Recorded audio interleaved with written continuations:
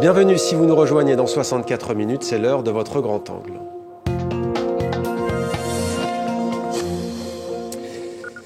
Il y a près d'un an, le 17 mars 2020, la France entrait en confinement, sidération, inquiétude, ville désertée.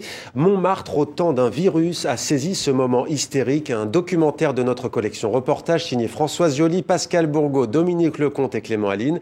90 minutes diffusées à partir de mercredi, après-demain 3 mars.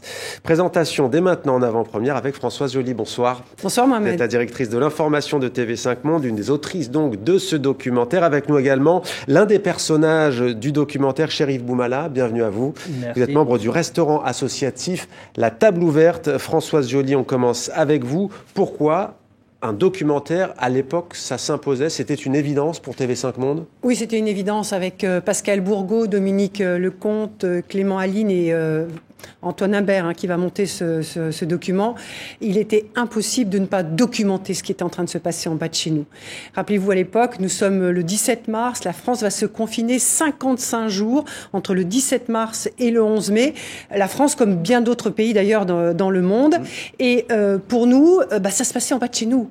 Et il fallait le raconter, et c'était historique cette période. Il y avait de la peur, il y avait de l'angoisse. Rappelez-vous, on n'avait pas de masque, on n'avait pas bien de tests pour le grand public, on n'avait pas de gel hydroalcoolique, évidemment il n'y avait pas de vaccin. Alors on a voulu tout simplement raconter ce qui se passait chez nous, à hauteur d'hommes, à hauteur de femmes, et notamment avec des gens qui, eux, étaient au front et nous permettaient de vivre au quotidien. Et justement, Françoise, avant de vous demander pourquoi Montmartre, pourquoi ce quartier emblématique de Paris, vous l'avez dit, plusieurs personnages, Marie-Rose, la libraire, Nourdine Leboueur, Rachid de l'association La Table Ouverte, tout comme vous, Chérif, mais ce n'est pas tout, il y a aussi Emmanuel, commissaire divisionnaire, Petit Loup, le pharmacien également, qui est empêtré dans cet imbroglio des masques. Les voix que vous allez entendre, elles vont nous accompagner tout au long de ce documentaire. On regarde un premier extrait. La vie, elle est belle à Montmartre. Les gens ici, ils ont une certaine envie de vivre, envie de continuer, de se relever, de se battre et d'affronter cette épidémie. Rentrez chez vous! Rentrez chez vous! Est-ce que c'est un rêve? Est-ce que c'est un cauchemar? Ça m'angoisse, je suis un peu oppressé. Je travaillais, ça s'est arrêté d'un coup et puis bon. La faim, elle a sorti tout le monde dehors. Il y a des enfants, il y a des centaines de familles. Vous croyez qu'on va me mettre en réanimation à mon âge? J'ai quand même pas envie de mourir de cette maladie-là quand on voit tout ce qu'on voit. Depuis le confinement, ça a commencé à s'empirer. Dès un petit truc, il lève la main sur moi. On ne peut pas lâcher, on ne peut pas baisser les bras. Toute la France doit être debout.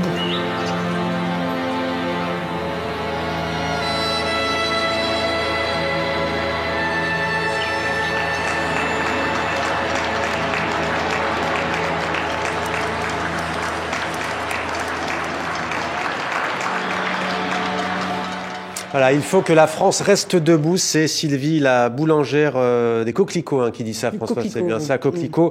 Alors pourquoi Montmartre ? Alors, parce que nous sommes TV5 Monde et que TV5 Monde, c'est une chaîne multilatérale francophone qui parle au monde. Et Montmartre et le 18e arrondissement, c'est le monde et il parle au monde. Vous savez, Montmartre, avec sa basilique, le Sacré-Cœur, c'est 10 millions de touristes chaque année. Mais c'est aussi le 18e arrondissement avec Barbès, avec la Goutte d'Or.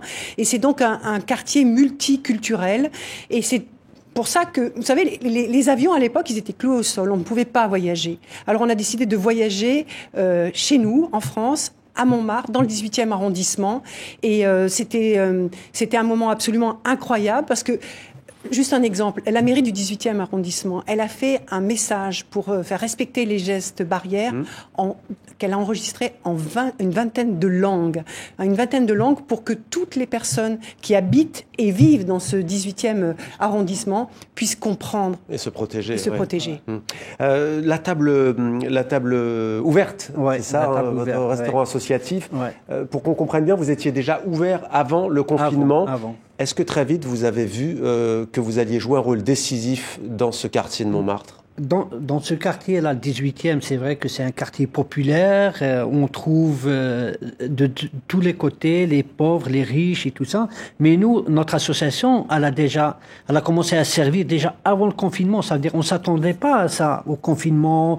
Surtout le premier confinement, c'était vraiment un terrible information sur nous. Nous, on distribuait des nourritures avant, mais des petites quantités, 60, pour aider les gens. 60 de repas par jour. Voilà, mais dès qu'on a eu le confinement, on a vu le nombre qui a augmenté. D'un seul coup, on est arrivé à 800. Repas par jour. Hein. Oui, on savait pas comment faire. C'est la première fois qu'on tombe dans un accident comme ça, dans un problème pareil. On a fait de tous les moyens pour servir les gens. On a tout calculé pour faire aider les gens. Mais le nombre augmente de jour en jour. Ouais. Il y a celles et ceux qui assumaient, pardon Françoise, mais d'autres, il y avait ce sentiment de honte. Et d'ailleurs, Rachid, à un moment donné, dit il n'est pas question de honte, c'est la solidarité. Oui, c'est vrai. Il y a des gens qui veulent pas vraiment se montrer, venir. Et c'est la dignité, on la comprend. Hein. On essaye, nous, de faire le minimum de gestes pour leur montrer qu'on est en train de donner. Et l'astuce, c'était d'accrocher le sac et puis la personne allait se promener, elle revenait chercher. Voilà. Ils veulent pas rester devant la barrière à attendre. Mais ce qui est frappant aussi, et vous allez confirmer, c'est que la population qui est venue chercher à manger, parce que les gens avaient faim, c'est ça la question. Ouais, les gens avaient faim, et s'ils venaient chercher à manger, c'était pas des gens qui avaient l'habitude des distributions alimentaires. Des banques alimentaires. Voilà. Ou autres. C'est des gens qui se sont retrouvés en insécurité alimentaire, parce que par exemple, vous aviez des mères de famille, voilà, elles nous disaient, vous savez, moi, le kilo de farine, c'est 80 centimes d'euros. Aujourd'hui, c'est 1,09 €. C'est 30 centimes, ça fait la différence. D'un seul coup, elles ne pouvaient plus acheter. C'était ces retraités qui avaient l'habitude d'aller acheter à manger des légumes pour faire leur soupe, etc. au marché. Les marchés étaient fermés. Ils ne pouvaient plus aller acheter à manger. C'était aussi les gens qui vivaient dans la rue. Ces gens qui mendiaient 1 heure, 2 heures pour avoir de quoi se payer un repas, parce qu'on mange qu'une seule fois dans la rue, par jour, quand on est SDF. Personne, en fait, eh bien, voilà, ils devaient rester 5-6 heures à mendier pour essayer de récupérer un tout petit peu de subsistance. Et c'est ce qu'a fait la table ouverte, c'est qu'elle a pris le relais et qu'elle a essayé de donner à manger à tous ces gens qui avaient faim, tous ces gens qui parfois, on l'a vu plus tard, vont être des jeunes étudiants. C'est ça. Des migrants, des jeunes étudiants. Justement, avant de voir la situation telle qu'elle est aujourd'hui, on va peut-être vous voir en action, justement. C'était pendant ce confinement, il y a tout juste un an. Regardez un deuxième extrait. C'est le zéro de la misère. C'est grâce à lui qu'il y a moins de misère là, dans le 18e, que les gens puissent manger convenablement. Ici, chaque jour, se préparent des centaines de litres de soupe. Voilà. On a mis le 1, 2, 3, 4 marmettes, des grandes marmettes. Et tout part. Et tout part, oui, tous les jours. Et puis même ça, c'est pas assez. Faut pas se leurrer.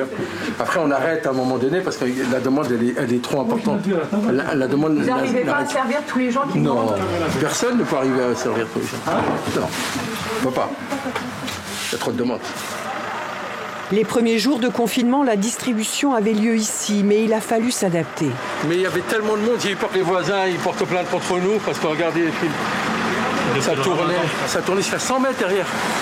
Alors on a mis sur la frise pour être plus tranquille. Et avant, on donnait tout ici. C'était plus simple pour nous.